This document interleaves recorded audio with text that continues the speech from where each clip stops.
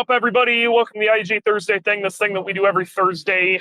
And where we all hang out, talk about Subaru stuff, and sometimes we learn some things. This week's a little goofy. I'm currently on the road to Road America, driving from Tennessee to Road America. Dylan is in the RV towing Boogie to Road America and limping through the great state of Ohio right now. And so I'm doing this on the road. So we're going to do the best. So I'm going to have to lean on my my homies. As usual, I am as usual, I'm joined by my my partner in crime, Warranty. How you doing, sir? I'm doing great, and there's no better position that I want to be in than waiting for you to call me and go, I need your help immediately, because I love doing Yes. that. It's like my favorite. You save my ass all the time. You are the dude behind the desk for so many things. Yep, Like, yo, I'm I the need help Oracle. really bad. You're the Yes, you're my Batman. oracle. It's so much So, fun. um, and then also in the chat and helping us out with like technical side stuff and recording and messing with stuff, we got producer Jordan, who is the silent observer of this whole thing. Every once in a while, he pops in and says hi. He does have a voice. He's a real person, but we appreciate the hell out of him. And Shout then out to producer Jordan. Randy did us a solid, made us a really nice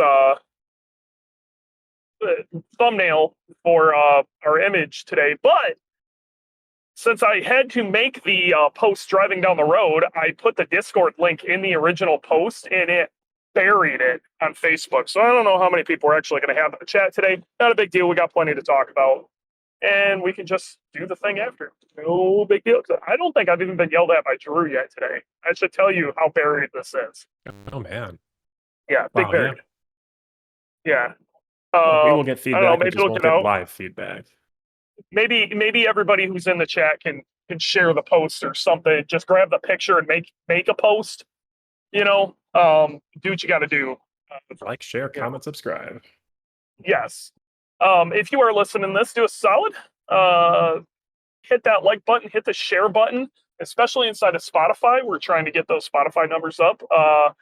Leave a comment, leave a review, tell me I'm ass. I had a few people actually leave some reviews. They have been how do I put this? They had some good constructive criticism, and I will do my best to not cut people off. I think I have cut a few people off. I think I thought I was doing it more for time savings or trying to steer stuff back onto topic. But I think maybe I've been a little extreme with that with some people, and I need to watch that. So we'll try to do better with it. Fair feedback. Thank you for the criticism. Yep, more the merrier. All right, so let's talk about our situation. Yeah, so we actually have some really cool product, and this is I look at this as actual Subaru news because it's these are large product. Okay, so the first So- thing that that IAG is releasing, and I don't want this to all be an IAG ad, but there's conversation to be had. We're doing things and data that we found and stuff like that. But the first thing I want to talk about we were releasing is our coilover kit. We've been working with Fortune Auto to make a nice off the shelf set of coilovers that we can sell to customers. The worst part about Fortune Autos, when you order a set of Fortunes, you're looking at like 6 to 8 weeks to get a set. Okay, because every single set is build to order. It's the best part and the worst part about it. Because especially if you're trying to do something kind of custom or change it up, I mean, that's how every single set is custom. So it doesn't like cost you extra to, change up the spring rate, change up the valving, make some small tweaks, whatever. But it does take time. With this setup, you're going to be able to get it right away. And it's got some of the options on it that we really, really are stoked about. So it's basically going to be based off the 500 series. Okay, this is considered our street series coilovers. I think one of the big things that I was really stoked about is all of the multi-link cars. They're all going to have extended rear top hats standard. And if you know anything about the multi-link cars, and so if you're not sure what I'm talking about with multi-link cars, that's any '08 and up. Hold on, I got my kid in the back and he's being noisy. Hey, Any Bubs. any '08 and up WRX or STI, when they went from a strut style suspension to a multi-link rear suspension, that's what I'm referring to as a multi-link car. That actually started in the Legacy GTs, the earlier 2000s Legacy GTs. But any of the coilovers that we were making for these cars that use a multi-link rear suspension, they are going to have the extended rear top hats, and that's super cool because the suspension travel in the rear of all of these cars is pretty limited. This is going to allow us to get a little more stroke out of it and control that quite a bit better. So it will improve the ride. Even though you're going up in spring rate from stock, the ride should even improve in a lot of cases. So it should be really sick for a lot of people. So, the BRZ uses that same rear suspension. They're also getting that, VA, the VP, and the GRs are all going to have that. We're also doing Very GD nice. STI. We're not doing GD WRX yet. Okay. If you have a GC and you have done a 5x114 swap, we could always just order a set of top hats separate too. And then you could also do a GC with a What about BRZs? BRZs, yeah, included. Fantastic. Like ready to, yeah. So that was actually next week we're going to start dropping videos about Project BRZ. So we're pretty stoked about that. Very nice. Yeah. So Now, real quick, these are not just IAG branded Fortunato coilovers. There's more that goes into it. It's not just custom colors and somebody else's name on Fortunes. It's different from your no, I competition. mean it's look, I'm not going to sit here and tout like these are some complete re-engineering of Fortune or some founders. I don't know if we exactly finalized spring rates on, but the spring rates and valving aren't too much different than your standard 500s. Okay, but they're optioned in a way that we normally option them out for customers, and they're on the shelf. The Street Series setup really didn't need to be anything crazy. Okay, and that's not, when we do a comp setup, that might be a little bit different. But the thing with a competition setup is competition cars tend to vary. So we're kind of up in the air if we even want to make a competition series setup, because every competition car is a little different. Do you got a wing? Do you not got a wing? What tires are you running? What class are you in? Whatever. Competition is such a broad thing that it may not make sense. But if you're looking for a really good set of kind of do everything coilovers, these are going to be a really solid option. Okay, they're not a complete re-engineering of the whole concept. It's not, we've done a decent amount of testing, especially with a BRZ set, as you're going to see. But other than that, like they're not a complete re-engineering. And I'm going to be just pretty straight up honest with you. It's basically a set of Fortunatos optioned out the way that I would normally option them out. That look really cool, and that's really, there's really not much else to it. But we're kind of more upfront about that than maybe some other people have been in the past. Right. Acting like we re-engineered the wheel. We didn't. We don't need to. It's a very good product already. We're just more stoked than we get just to work with a custom really cool colors. company. It's more Yeah. than just custom colors. It's not a ton more, but it doesn't need to be a ton more. It's just got the right options. Yeah. Perfect. So it's the right set of options. We know this setup works to try true, really nice setup. So there you go. So extended top hats, does that help with like motion ratio? It's not going to change motion ratio, because what it's Okay. going to help is stroke more than anything. It's just Okay. going to give you, it's going to give you a little more room for your coilovers to move without, hit the bump stop. So, Got it. Cool. and then due to that, you can control the motion better because you have more room for your shock to do its To do job. its work. Yeah. Yep. Do they have a Swift spring option? Can you say that? I think we went with the standard Fortune springs instead of the Swifts. Okay. Fortune's new springs are pretty nice. I'm not freaking out about that too much. But yeah, I think we're still on the standard spring. That's how we optioned it out. So again, as they come off the shelf, I'm pretty sure they're on a Fortune standard spring. Again, I'm still getting a bunch of details from this because we made some changes. And there's a lot of moving parts to this. So, just stay tuned. All right, Okay. next thing. Next thing. This is one that's been anticipated for a long time. And this is where we kind of get into some of this awesome data stuff that we're going to have to dig into really deep on another show. But I want to chat about it real quick.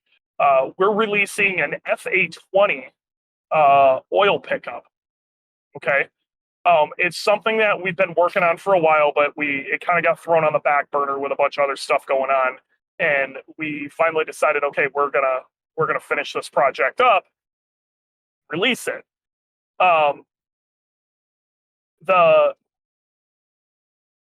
What we found out was really interesting, though. We have this amazing thing called a spintron, which is, in a weird way, you can kind of call it like a reverse engine dyno. Hold on, I want to make sure I'm not missing my exit, so please bear with me. Man's on the road. Still recording the podcast. We Only the best for you. got it, dude. Hardest working man in show business. High effort. Something. High effort. So we were looking at this FA20 pickup, and in general, the FA20 pickup isn't this like you got to kill yourself thing to get, kind of like the early GDSTI was having the cracking issue. Don't get me wrong. It isn't like your pickup is going to snap tomorrow or anything. But if you have the engine apart, it's not a bad idea. But what we found might make you think about maybe sticking one in earlier, especially if you're doing a built engine.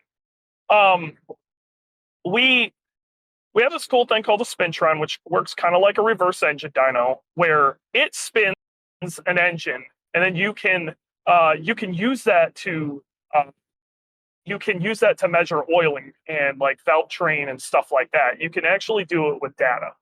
And this is how we built our oil pumps. And for years, people just kind of guessed on oil pumps, which is why there's this concept of shoving 12 mil oil pumps, JDM 12 mil pumps on everything like it's some sort of huge upgrade. And a lot of times it ends up making less oil pressure than you would like, because the 2.5 liter block just doesn't play nice with the 12 mil pump. We found this all on the spintron, which is why, if anybody ever wondered why all of our pumps are based on the 11 mil, not the 12 mil. So either way, we were messing around with these pickups and flow, and what we found out was that on the FA stuff, we actually made some improvements with flow with our pickup versus stock and versus the competitor. Okay? Interesting. And we're not going to get into like that. So we made improvements on that. We were pretty stoked about the improvements that we saw in flow. That was something we didn't really think we were going to see as much of as we did. Okay. But we built our EJ pickup before we had a spintron. And the data that we saw off the FA pickup made us go, I wonder how our EJ pickup, plays. And so we strapped an EJ to the Spintron and tested the competitor's pickup, the stock pickup, and our pickup. And that's where we actually found some major differences. First things first, our pickup is really good on an EJ, extremely good on an EJ. What we then found out was the OEM pickup is not as bad as we thought it was going to be. But what we were really surprised to see was the competitor's pickup. And I'm not 100% sure as to why, but the competitor's pickup was actually worse than the stock pickup. Oh, weird. As far as flow, which is crazy. So I'm very excited. Our plan is to release the data on all of this, so everybody can see it. There's some other stuff I'd really like to release data on. We just never got around to it. Like the OEM oil cooler is actually a pretty serious restriction, Yeah. especially at higher RPM. That's one of those things that, and I'd really like to release data on, just as like an FYI or a you know, give back to the community situation.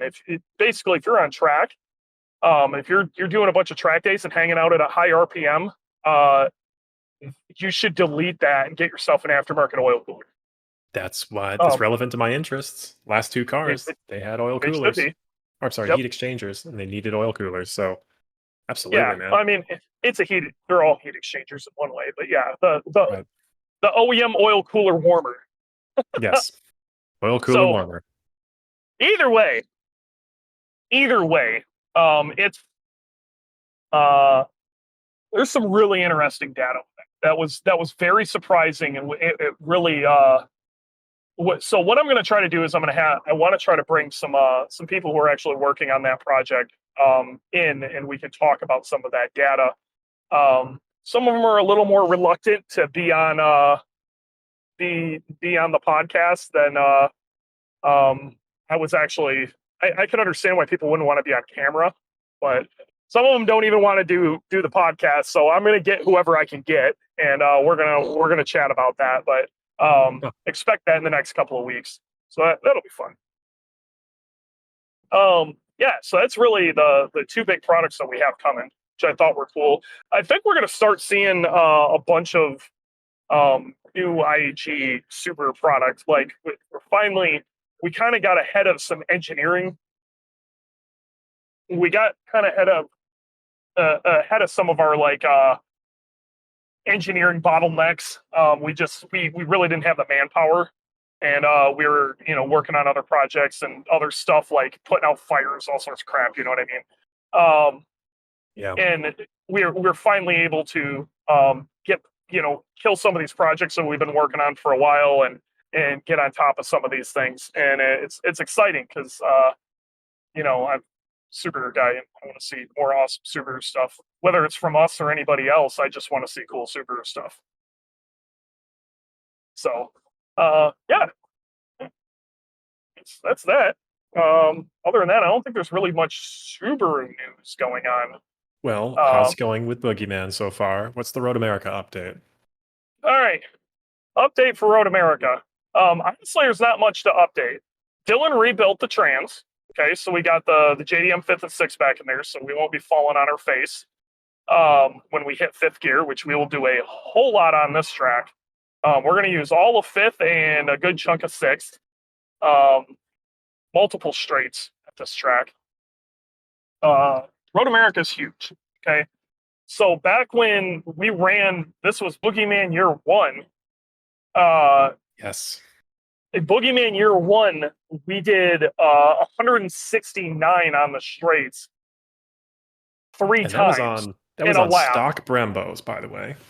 Yeah, it was. Well, I had to hit the brakes so early with that car, so I was so scared of stopping. And for those of you playing along at home, those are the 4-pot Brembos, not the newer 6 pistons that were in the late model STIs. Yeah, it was OG. They were supposed to be gold, but they weren't anymore. They were burned. Brembos. They were brown But bros. we ran a 221, I think it was what we ran there. way back in the day with a really ugly lap, and like I said, we hit 169 3 times in one lap. Gosh, that's unbelievable. So Will Young hit 171 on the straight. Okay, so we're only 2 mile an hour behind Will Young. This is a long time ago with a whole lot less power, and me a lot less developed as a driver. There's a lot less happening there. Okay, now we're making significantly more than we were then. So it's the fattest 580 horsepower you ever seen in your life. Yep. And the aero's a bit more developed. The car is a ton more developed. Turbo's larger. There's a lot going on that plays into making this car go faster. I have a hard time believing we don't see 175, 178. I don't know. I have no idea what we're going to hit, but we're going to do it multiple times a lap, whatever it is. It is so hard on these cars. It's so hard on any engine, but it is really, really hard on a turbo 4-cylinder. It's really hard. It's a ton of load. So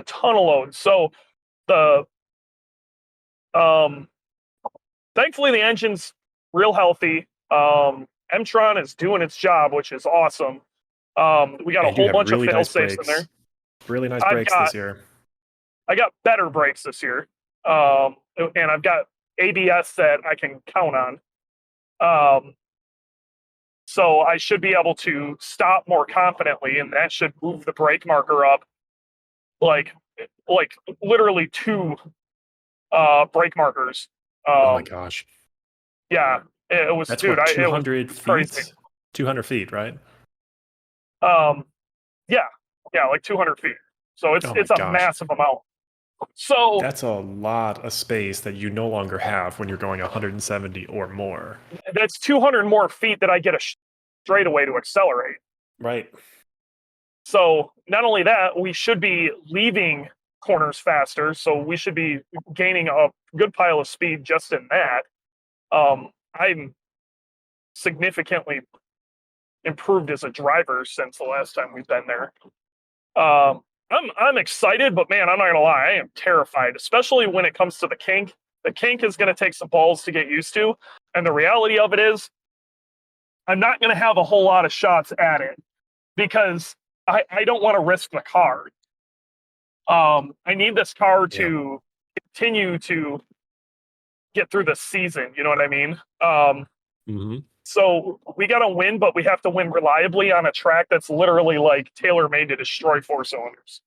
So it's going to be it's going to be a butt puckering experience pretty much the whole weekend. It is a festival, so we'll go out for practice, kind of see where we sit, just so we set ourselves up decent for qualifying. We'll go out and qualify, lay something down that we feel halfway decent about.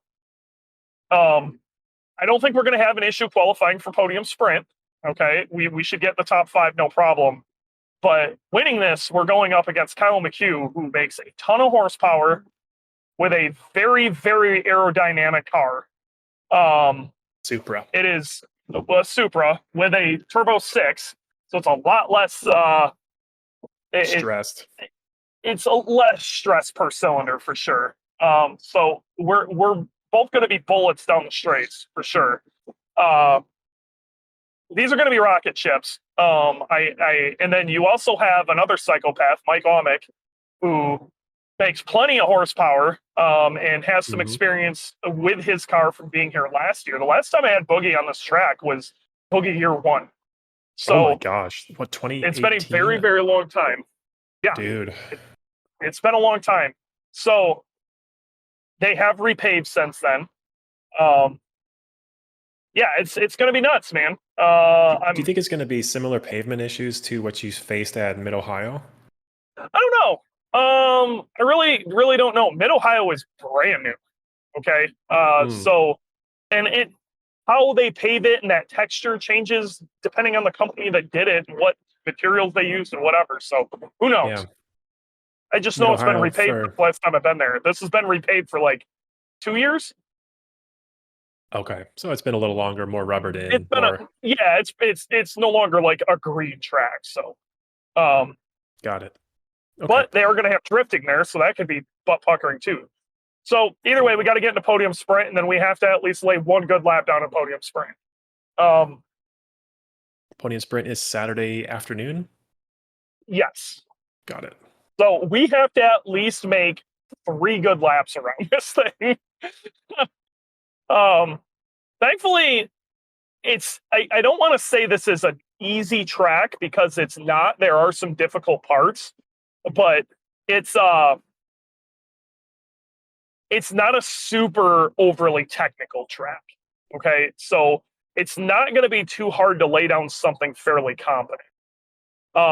Me personally, I think this is a shit time attack track. I've said it before, I'll say it again.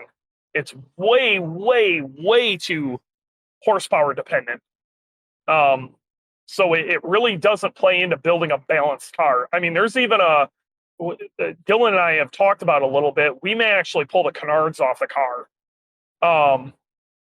Just trying to Oh, make the jeez. car more slippery. You know, we're gonna probably tape the absolute shit out of this car just to make it as aerodynamic as humanly possible.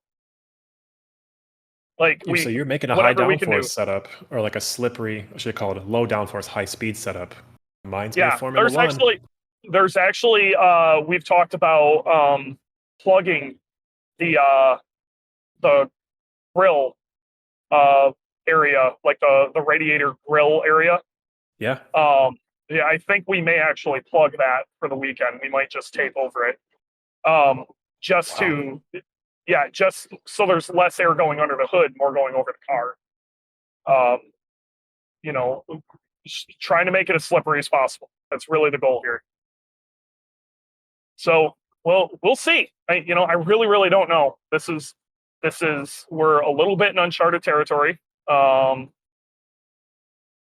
also went through and fixed a bunch of stuff on the suspension. Not gonna lie, when we kind of put everything together, I was a little tired, and I may or may not have set some preload a little stupid. Um, that may or may not have contributed to a good portion of the bouncing that we were running into. Sheesh. We're hoping that was the problem, and we have it sorted. We may or may not. Um, Thankfully, I don't think this track, even if it isn't entirely sorted, that isn't going to be make or break like it was at Mid Ohio.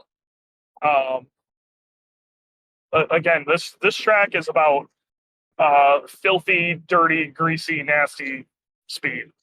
That's it is about just bullet straightaway speed, punch a hole in the atmosphere, sonic boom ass speed. Yeah. Um, Can't wait to see it. it's gonna be rowdy. It's gonna be a lot of fun. I'm excited, but I'm terrified at the same time. Just because, like I said, last time I was here, it didn't end.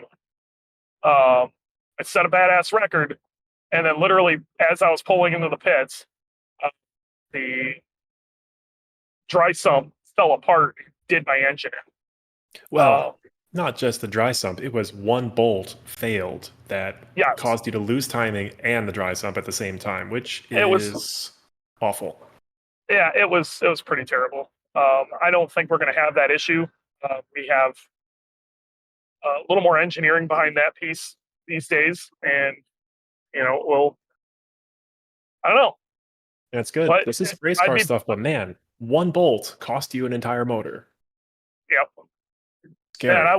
I watched that video though. There's so much time out there. My Oh, the God, YouTube video? Yeah, those were it's great. bad, dude. The old Go Faster Suck videos. There was so much time left in that lap. It was kind of gross. That's I'm really okay. stoked to see what this thing's gonna do. I'll tell you I've what, wanted though. revenge on this track for a while, but I've actually been kind of afraid to do this. I can imagine But now we kind 170 of have multiple to. times. Yep. Yeah, now we kind of have My, to. The kink is actually the scariest part. Kink is terrifying. my favorite part of But those old videos was you driving around what was it, a vice president at Dodge, driving a very well prepared Challenger with a demon motor, passing him like he was standing still.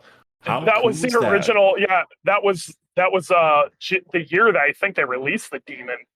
That was a prototype Demon.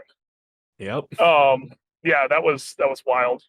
And that car Um, on a road course, his Challenger, that's really cool. The guy was nice, and obviously there oh, was some guy's money super behind it. cool. But you had a car that looked Nicest like dude. Pickle Rick, and you were like gone. Yeah, he actually held me up for the back half of that, or not the back half, but from like Canada corner till just past the last corner, he was holding me up, and so there was a little more time to just that. That lap was so funny because the amount of people who accused me. That was the first time we actually got to like put in a full lap. The amount of people who accused me of putting a different driver in the car was crazy. Jeremy Swenson accused me of letting Tomo drive the car. Wow. I was Incredible. like, yeah, it was the best backhanded compliment I've ever had in my life. I'll take it. Excellent. Yeah, that was great. Yeah, Yeah. so we, like I said, we got a nastier engine, um, better engine management. Just everything's kind of going for us on this thing compared to what it was then. It should be a rocket ship, and it's exciting and terrifying all at the same time. So, you know, I really hope. That's all I can say. Um, yeah.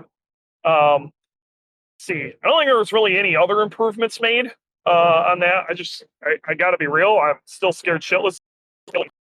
Makes sense because it sounds like the RV is just being an asshole, and I really, God, I hope he makes It's it. the race. Race before the race, man. We've been through worse, and we will get through worse in the future. So I know, but I really don't. we'll be fine. I hate Dylan having to drive into the middle of the night, and Yeah. it just sucks. Whatever. It's one of these days we're gonna figure out how to make this fun. Until What do you then, mean? I don't. Time attack is fun. What? It's not I, fun until it hurts, and then it's fun.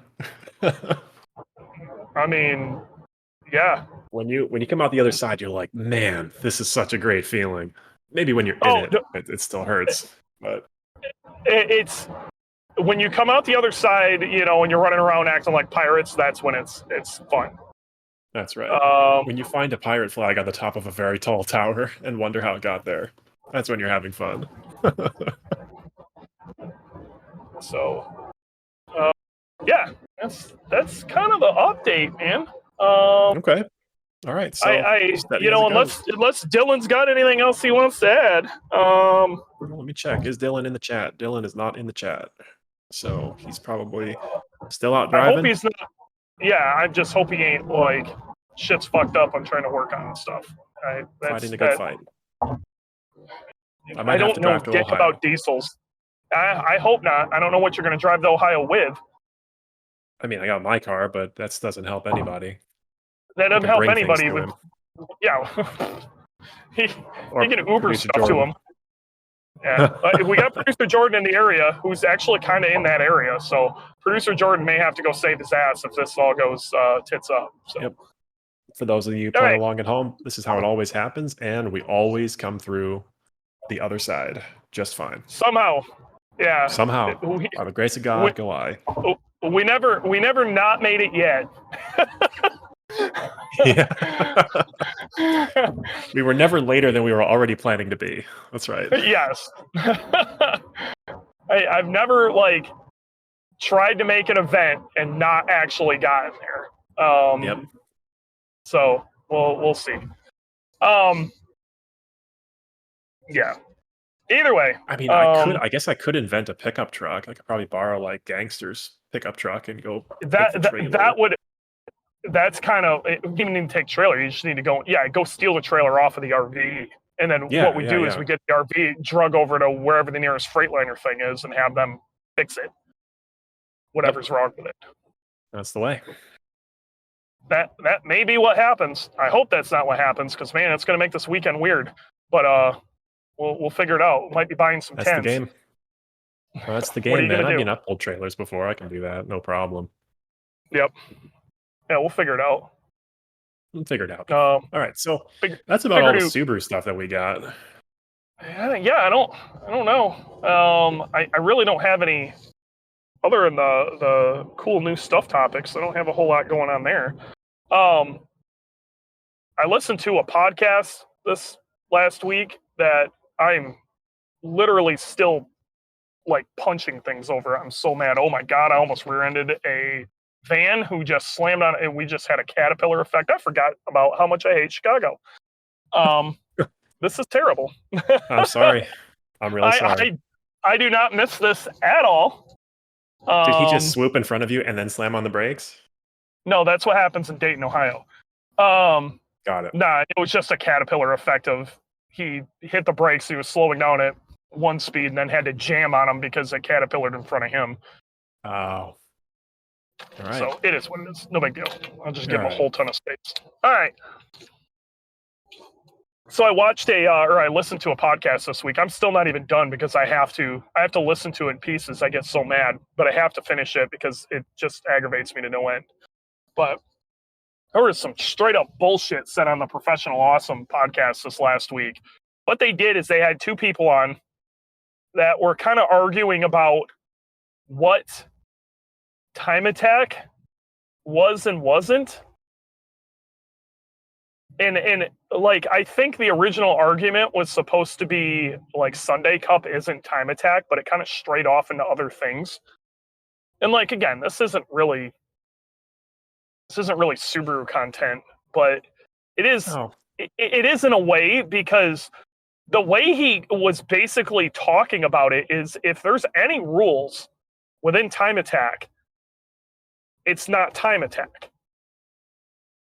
Which really aggravated me because time attack in general started with rules. First, it started as just a bunch of guys getting together in Japan at the Tsukuba circuit after Tokyo Auto Salon to see who had the fastest car. And then that turned into this pissing match between shops, which I get where it actually started, and that is super cool. Okay. But there were really no rules. Like it was kind of loose. It was loosely agreed upon that they would like be production vehicles and Not have slick tires. and not have slicks. Past that, they really didn't have rules. Well, this pissing match got crazier and crazier until HKS decided, screw it. We're going to go crap on this whole time attack thing. Threw some slicks on, I think, an Altezza is what they did it with. And went and just annihilated the record. And everybody else in time attack decided that were in the top level guys of time attack, which at that point was really just a small group of guys, shops and stuff, like loosely affiliated with each other. They all got together and said, okay, that don't count. So then now we have two rules. Okay, we have it has to start as a production car and it has to run on street tires. These are your rules. Okay, and as time has went on, they keep adding smaller and little rules. What's time attack? What isn't? Yada yada yada. Okay, but that is Japanese Tsukuba time attack in essence. Unlimited time attack. That's how it started. Okay, and then because of that, and the rise of us being super into JDM stuff in the early to mid 2000s. They were featuring all these badass time attack cars. And if you're a Subaru guy, you guys remember the Super Lemon Bug Eye, and I'm sure some of you guys remember the Cusco Tomei STI. Zero Sports had an STI. Okay, these were all stuff that we saw in magazines we were super stoked about. These were all of those group of time attack cars, right? And obviously there were GTRs and Evos and all sorts of crap. All these badass cars you saw on Super Street, Sport Compact Car, and we all got all geeked out over. And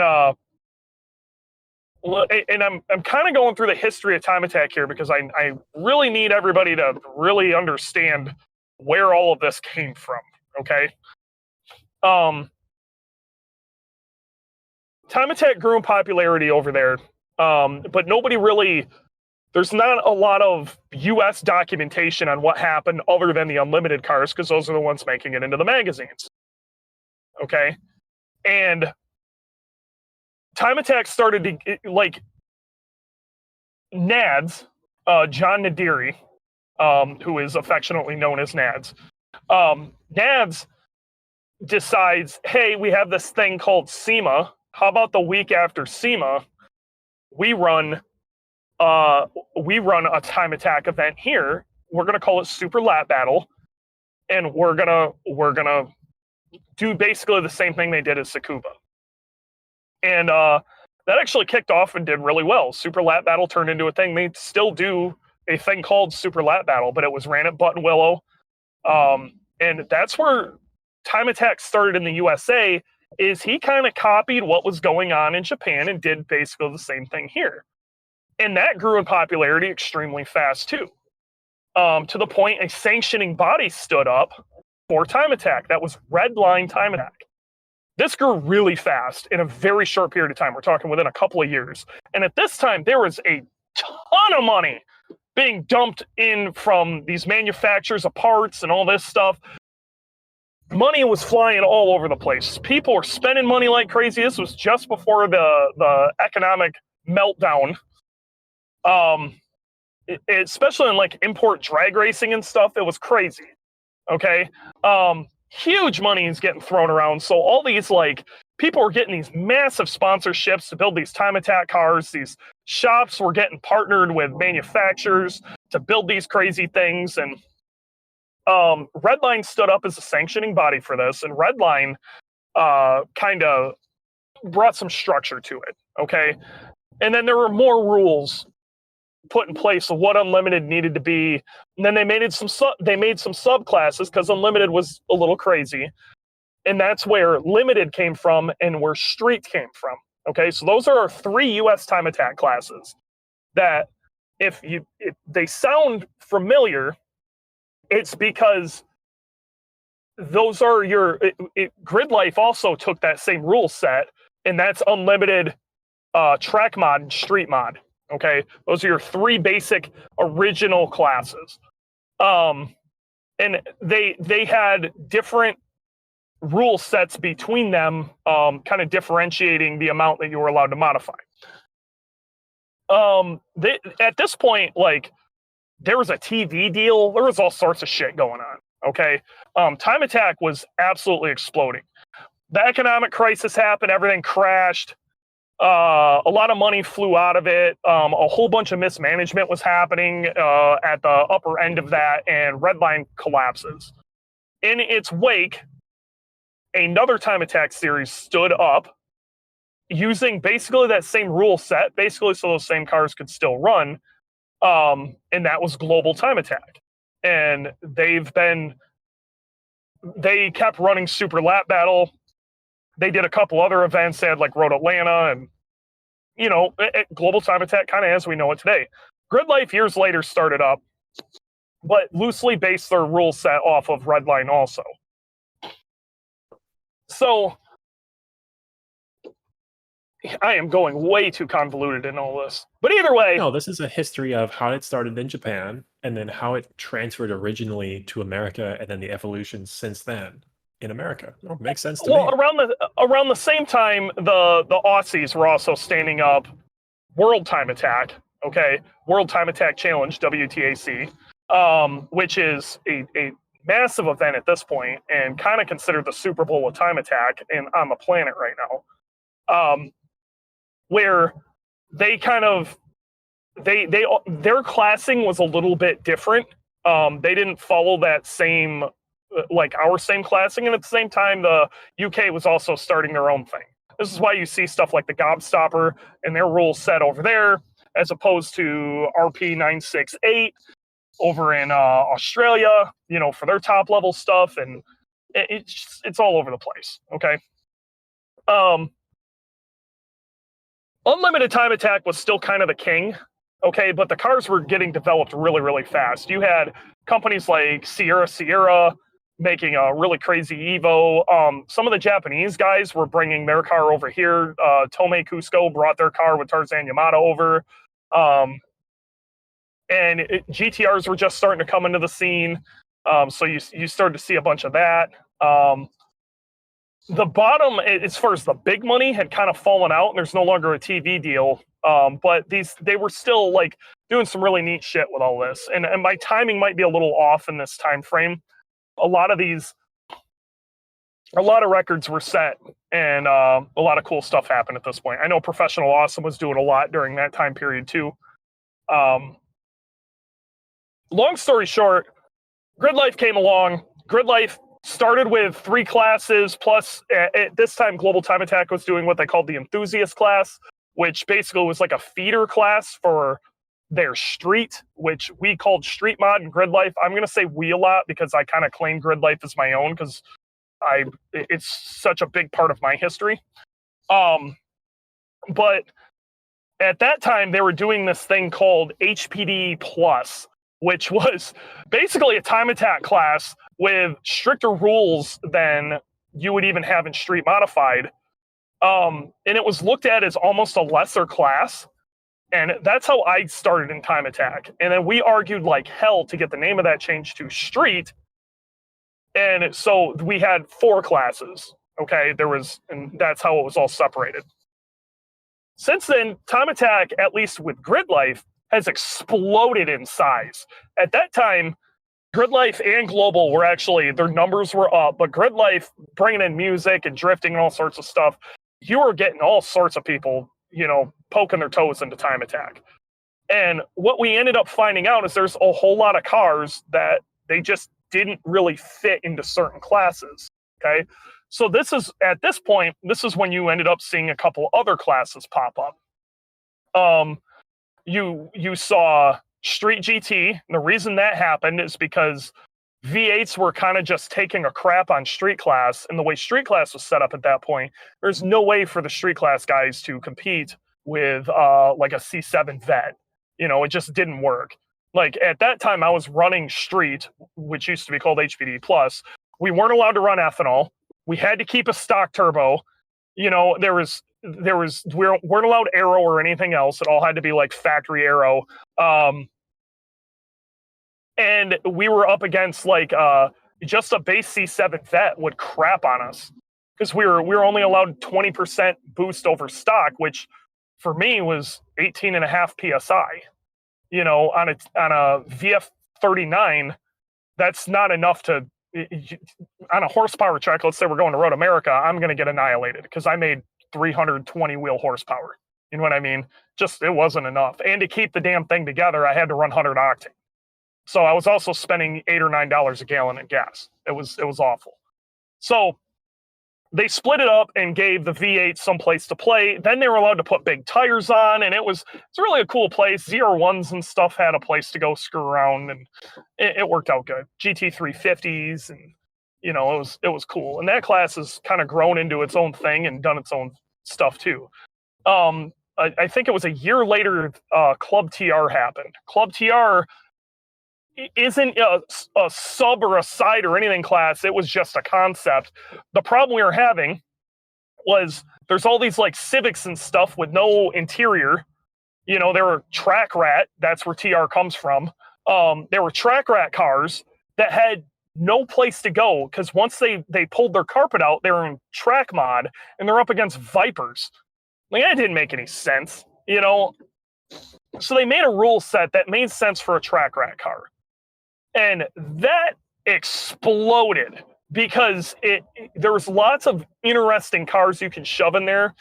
Like the cost to build a car that fit in that wasn't too hard, but there's still a ton of engineering involved with that. And as the competition heats up, the more engineering goes into it.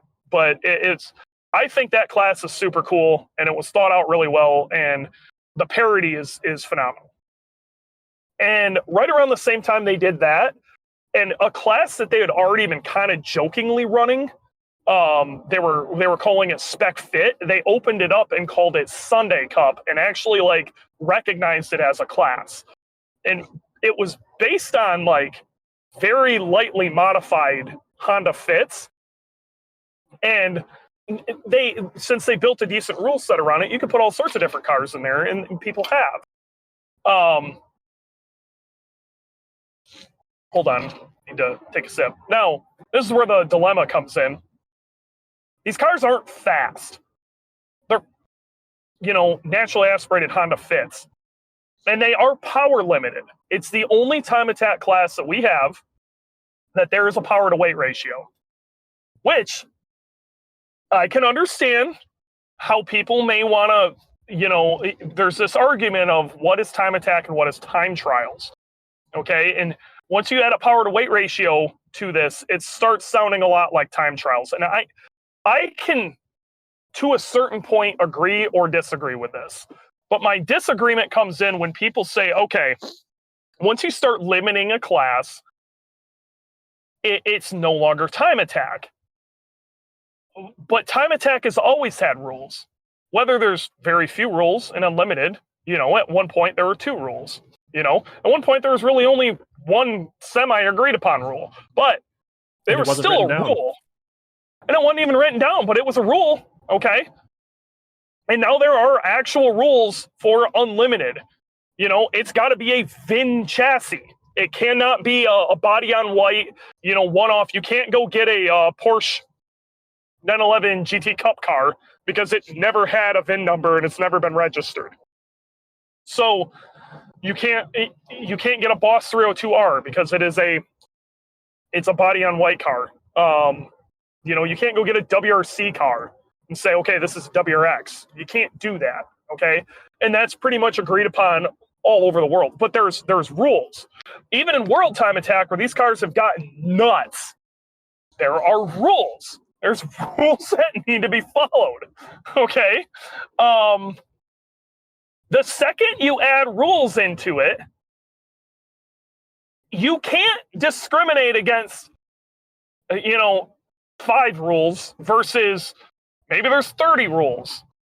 All it's doing is changing the shape and the size of the sandbox, okay? And the way I see it, it's really no more or less of an engineering challenge between these classes, even all the way down to Sunday Cup.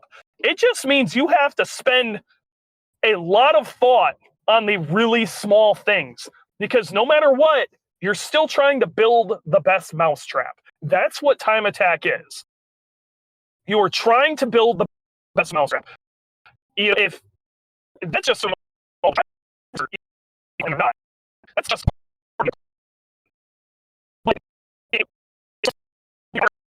You're breaking. Hold on. Let's wait just a second. You're really chopping right now as of like the last 5-10 seconds. I think my phone got hot. So yeah.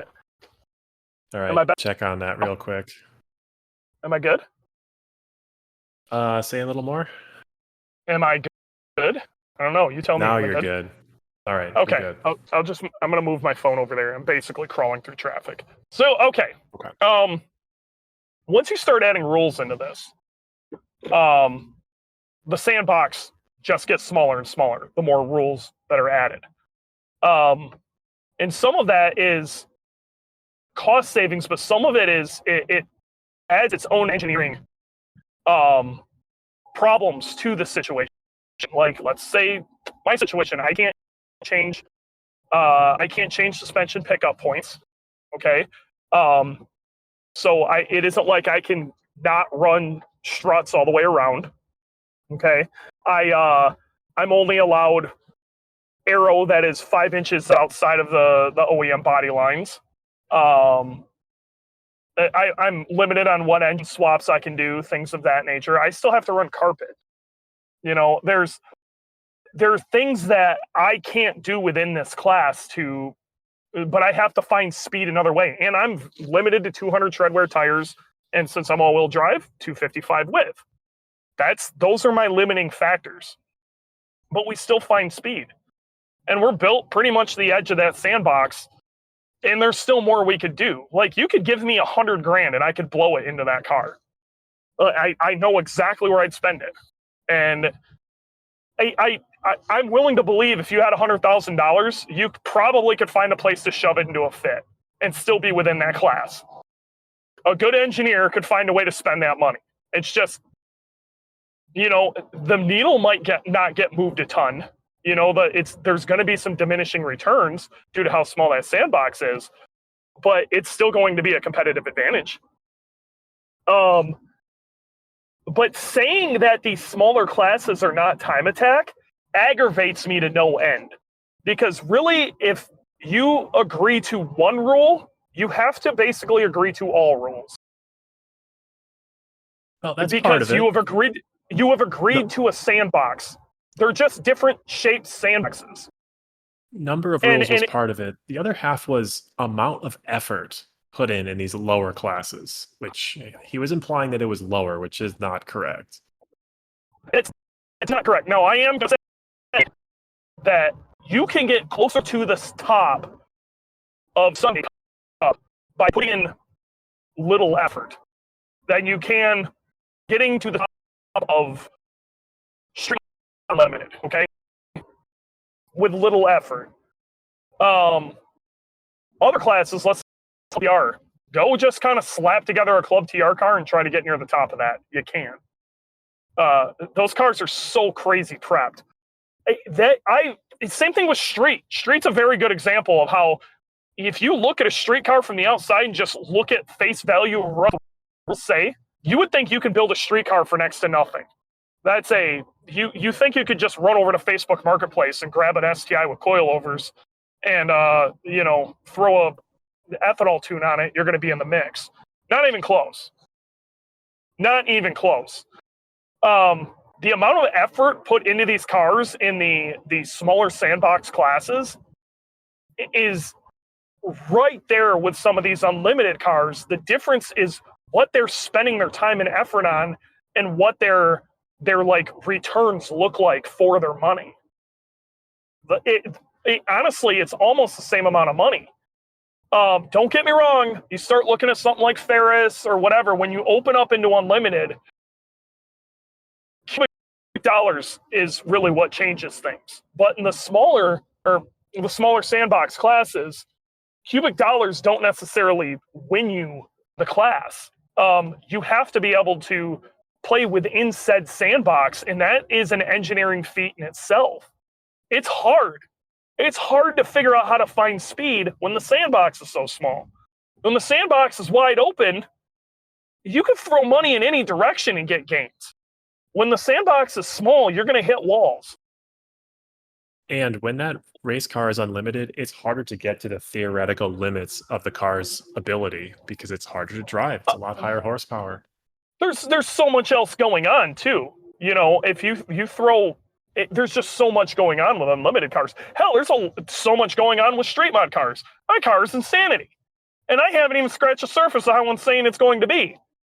It's insanity, and it's still street mod. And trying to tell me that my car isn't time attack, or I'm not time attack, or trying to tell somebody like Josh Halka that he is not time attack, or trying to tell, I don't know, Jeremy Bailey, that his car is not time attack because he didn't put enough effort in. I swear to God, it makes me want to knock this man out. It is the most gatekeepy shit. And his reasoning behind this, he's saying it's due to like people not putting enough engineering effort or whatever. Really what it comes down to is it's not cars that he's into. He's into wicked, crazy, fast, low lap times. And I'm all for that. You can be all about unlimited time attack. And I'm so about you. And if all you are about is the record, my guy, that makes sense. I'm not far off of being, if I go to a track and win, but I don't get a record, it is kind of a hollow victory to me. I'm not going to lie, unless it's Midwest Fest. And that's one of the things that this new format with Grid Life is kind of like, it's helped and hurt in the same way. Because if you don't win with a record, it still feels a little hollow. But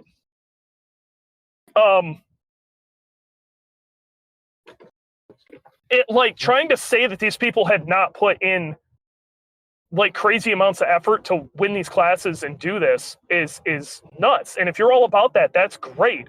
But if you say time attack is only 10 guys showing up at a track and all blowing their shit up trying to set a lap record, time attack is dead. Okay, because there's only like 4 unlimited cars in the nation that are like currently actively like really going after it right now. Everybody else is in either a state of building or rethinking their life choices. Okay, they needed a smaller sandbox too, because shit starts getting completely out of control. And I love World Time Attack, and I love those top level guys, RP968 and Hammerhead and Scorch and all those. That shit is sick. I am all about that. And if that is like really your thing, that is cool. But I can tell you that it is not easy to win Sunday Cup. Okay, it's not. It is not an easy class to win, and it is just as much time attack. It's just as much time attack. It's hard. It aggravates me to no end that there was just an agreed upon. All the rules is an agreed upon, like. It's an agreement for everybody who's competing in that class on the terms we're going to do battle with. And everybody agreed on that. And whether it's we agree to this power to weight ratio and have these little, 100 horsepower cars with teeny little tires, or your car has to have a VIN number and, you have most of your body left, and it still vaguely resembles what it originally started as. Like, two opposite ends of the spectrum, there's still rules that were agreed upon. Okay. And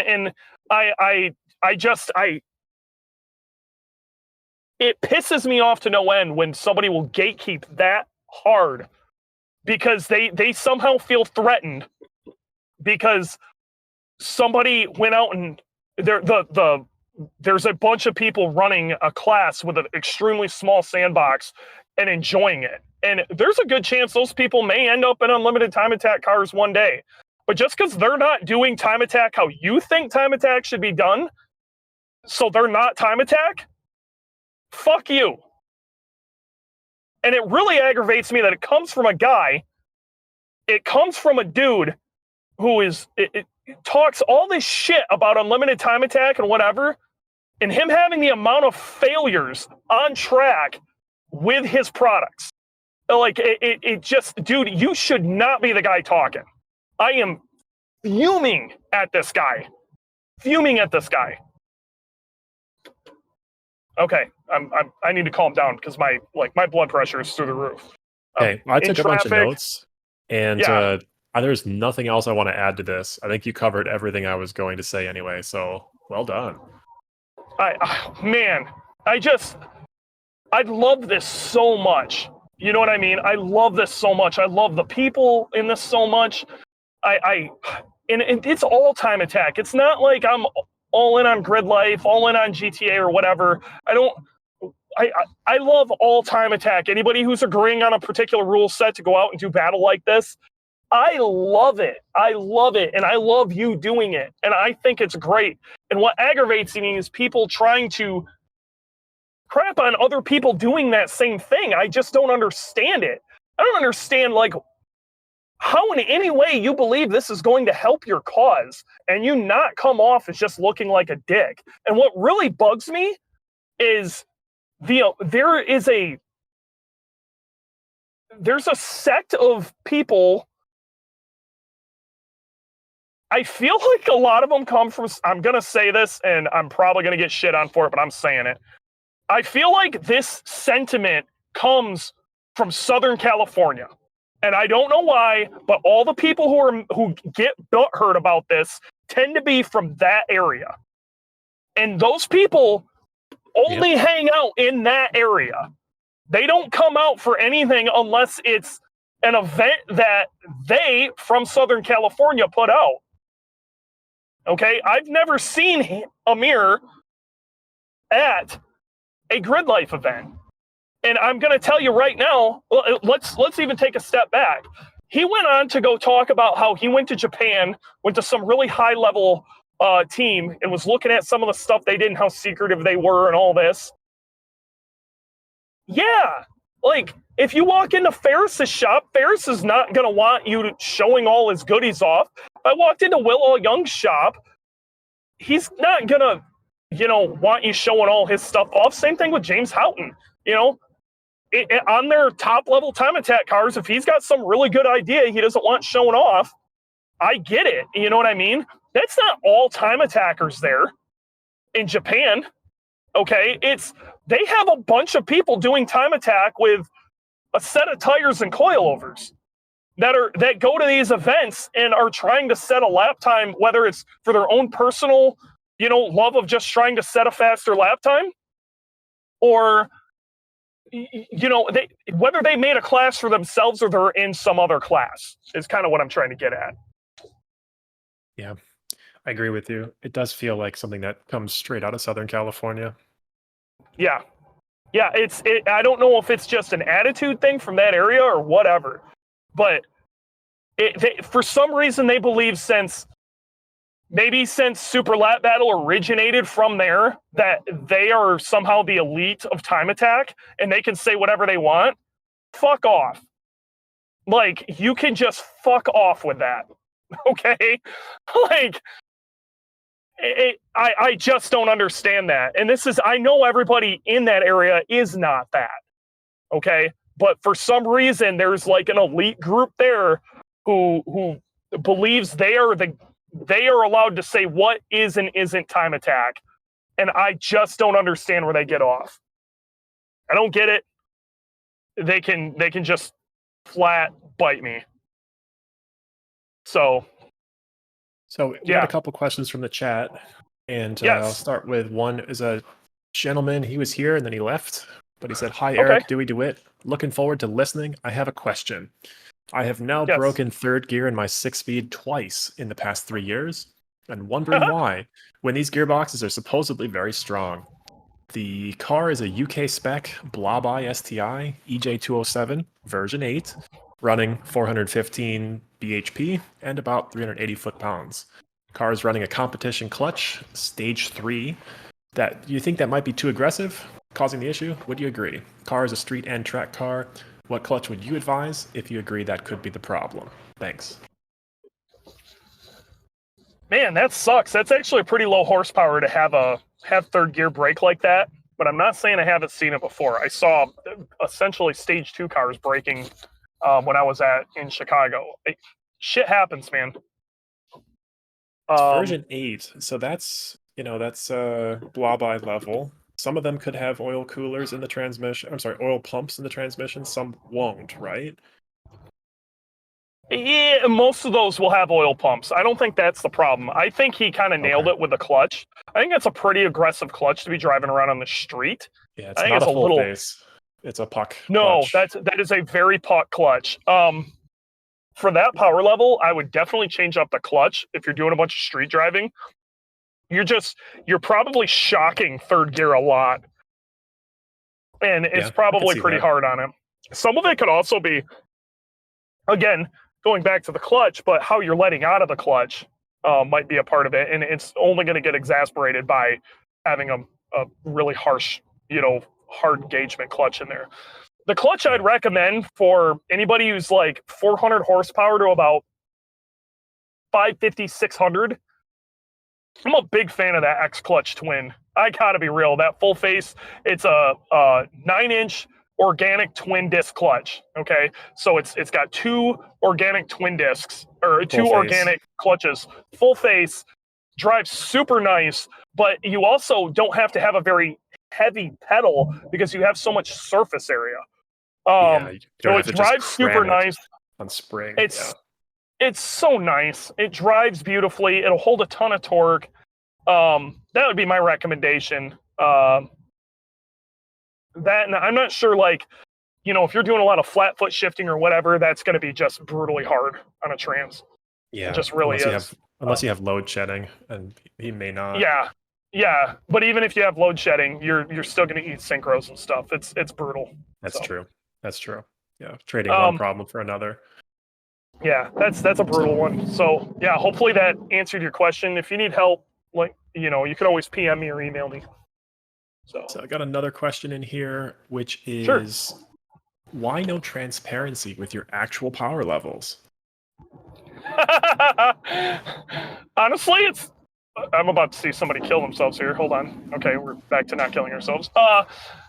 It's kind of turned into a meme, and some of it is I really.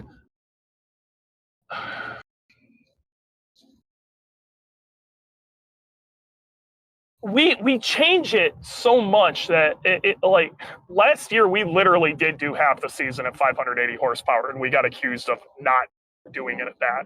This year I'm not gonna lie, I'll just be straight up with you. We're making more, okay? But now it's turned into a meme. Some of it is, um, you know, if you start touting how much horsepower you make, um, all you're going to do is send people on a rampage trying to make more. So if you don't have to kick off the arms race, don't. Speak softly and carry a big stick. Yeah. Plus, Like there's so many other things that go into that car and chassis yes, development. The horsepower is not the end all be all in this car. what really is impressive is not horsepower numbers, but power band. That is the thing that I wish I could. There was a good measurement of power band, based on it, but all people hear is peak horsepower numbers. But it's enough. I can tell you that. it's enough.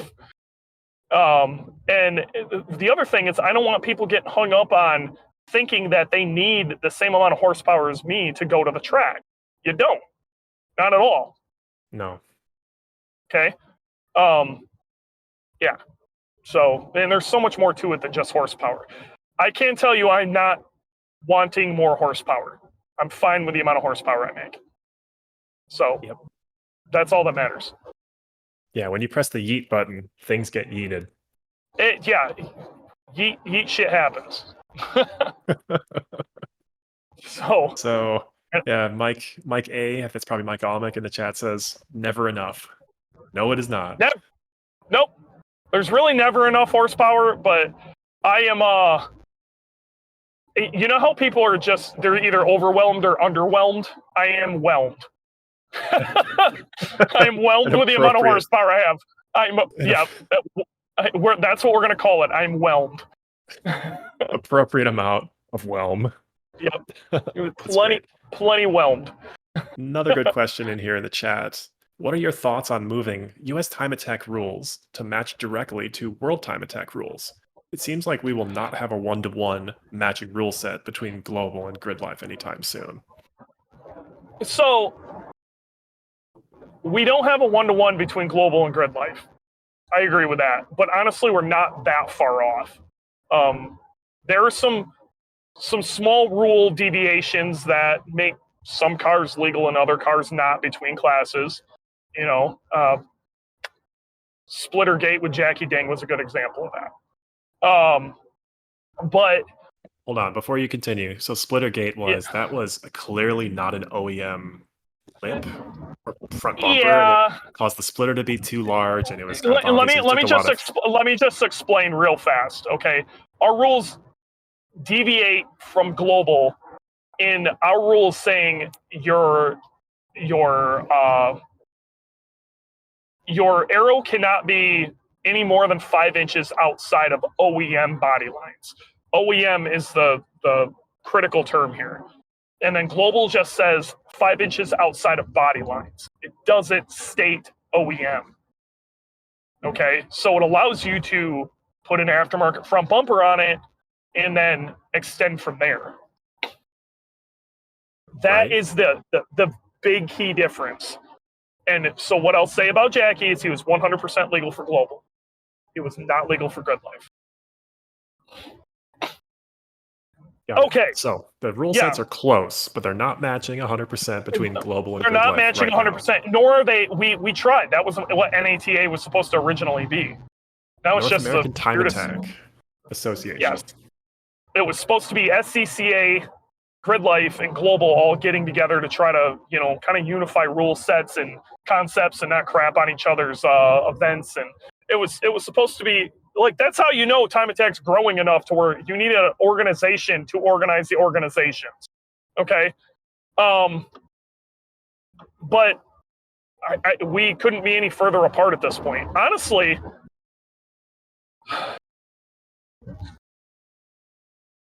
so World has kind of got their own thing going on. And the problem, if we were to do that, is we have such good parity in a lot of our classes now, screwing with it just doesn't make sense. And not only that, if you were to go only by their classes, you'd miss out on stuff like Sunday Cup and Club TR, and hell, even Street. These are all great classes, okay? And even Street Mod would get like blown into pieces.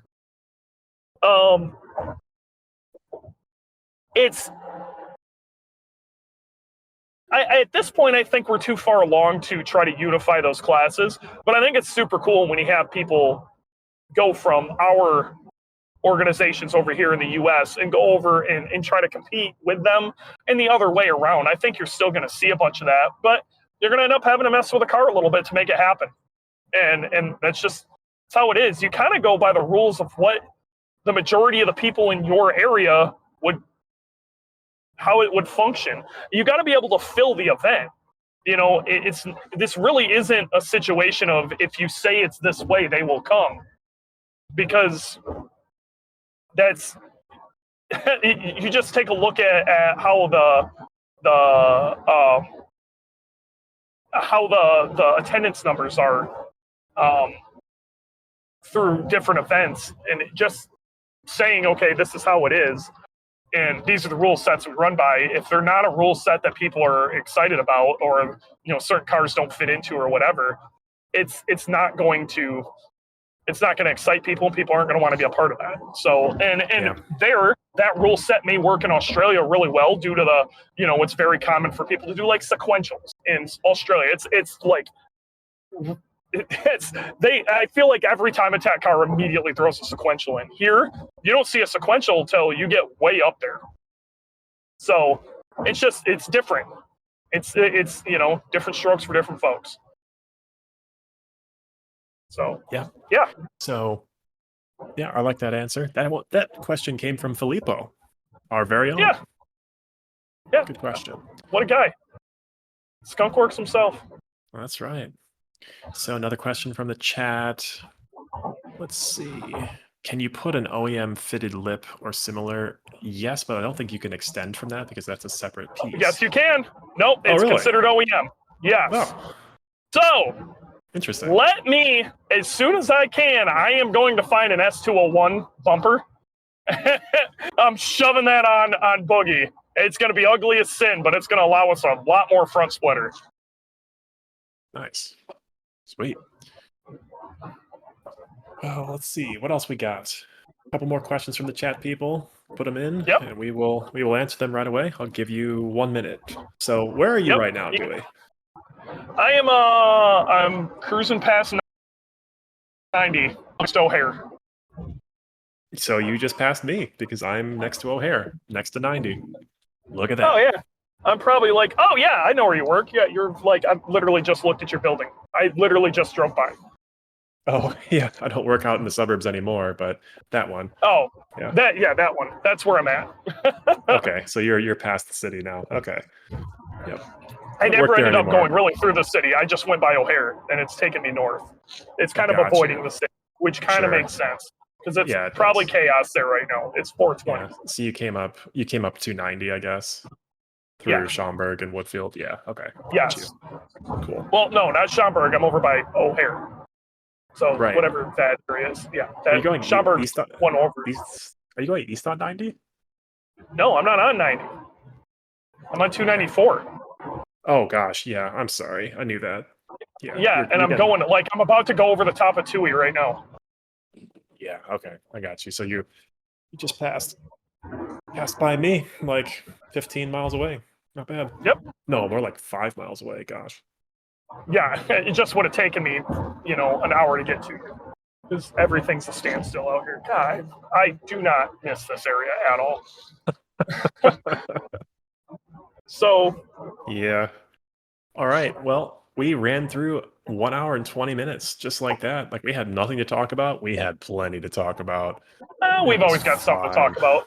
And yeah, we kind of went on a rant about Time Attack, and it really wasn't exactly Subaru oriented, but I had to get that off my chest because, man, that pisses me off no end. So I really like to hear in the comments what your take is on that.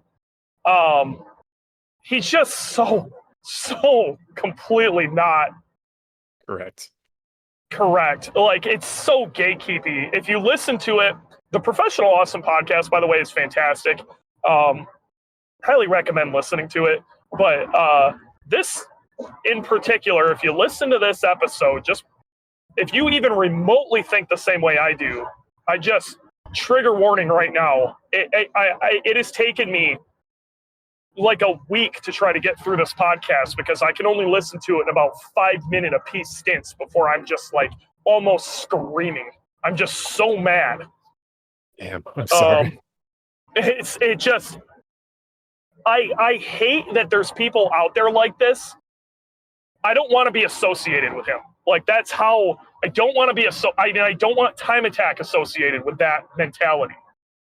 I really just like even if you come out and you want numbers and you're just trying to set a lap for your own personal well-being, you want to be the fastest.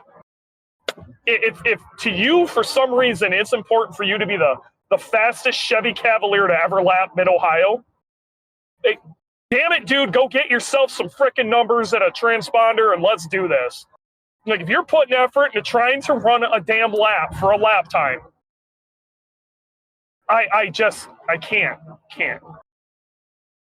Oh, God. Like, I could talk on that subject for like 3 hours straight. So, all right, well, we got to quit. Yep. All right, man. I will see you tomorrow. Tomorrow afternoon. Yep. Tomorrow afternoon. Fight the good fight. Hopefully, I will get there after the RV. I hope Dylan makes it there. So I'll let you know. Okay. Okay. Yeah, you got it. And if you need my help, you give me a call. I will travel. Yeah, I know. You're the best. You know, it's been real. It's been fun. It's been real fun, and we'll see you next time. Yeah. Thanks, everybody. All right, folks. Hope you had a good time and maybe accidentally learned something. If you could do us a solid and please subscribe. And I can't stress this enough. Share. Share the link to the podcast. Tell people about the podcast. Come on the podcast. It's we the more the merrier, and the more people we have, the more guests we can have, the more fun we can have with this. We want to make this a giant happy family. So thanks, guys.